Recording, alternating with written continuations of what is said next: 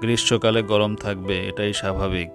কিন্তু গরম যদি অতিরিক্ত মাত্রায় হয়ে থাকে এবং তা যদি হয় 40 ডিগ্রি সেলসিয়াস থেকে 45 ডিগ্রি সেলসিয়াস, তাহলে সেটিকে স্বাভাবিক সময়ের গ্রীষ্মকালের মতো কাল বলা যাবে না। বায়ুমণ্ডলের তাপমাত্রা 40 ডিগ্রি সেলসিয়াসের উপরে উঠে গেলেই সেটিকে হিট ওয়েভ বলা হয়।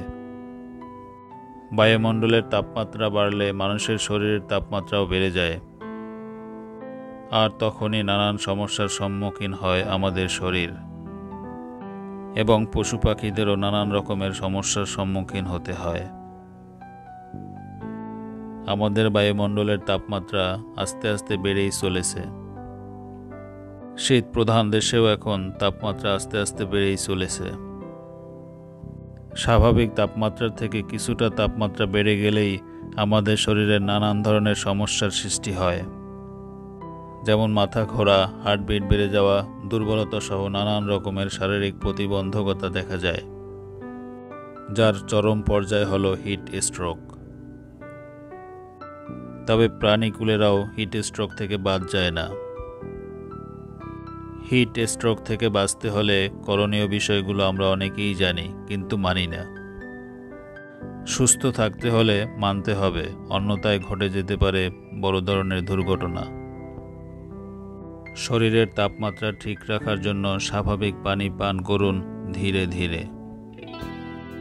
পান করার জন্য ঠান্ডা পানি এবং গরম পানি পরিহার করুন।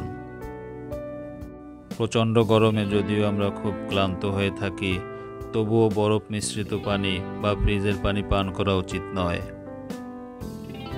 যদিও ওই সময় ঠান্ডা পানি খুব ভালো লাগে, এটা শরীরের প্রশান্তি ভাব এনে দেয়, কিন্তু এতে হঠাৎই দুর্ঘটনা ঘটতে পারে।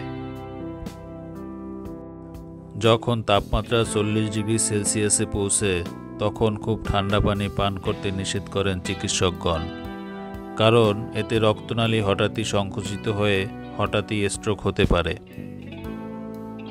যখন বাইরের তাপমাত্রা 38 ডিগ্রি সেলসিয়াস অতিক্রম করে, তখন ছায়ায় অবস্থান করাই উত্তম। বাহিরের প্রচণ্ড তাপ থেকে ঘরে এসেই হাত পা মুখ ধোয়া ঠিক নয়। হাত মুখ ধোয়ার আগে একটু অপেক্ষা করতে হবে।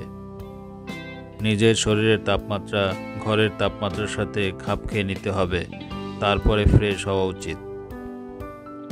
হিট স্ট্রোকের লক্ষণসমূহ এবং বাঁচতে হলে করণীয় বিষয়গুলো এই ভিডিওর শেষের দিকে তুলে ধরা হলো।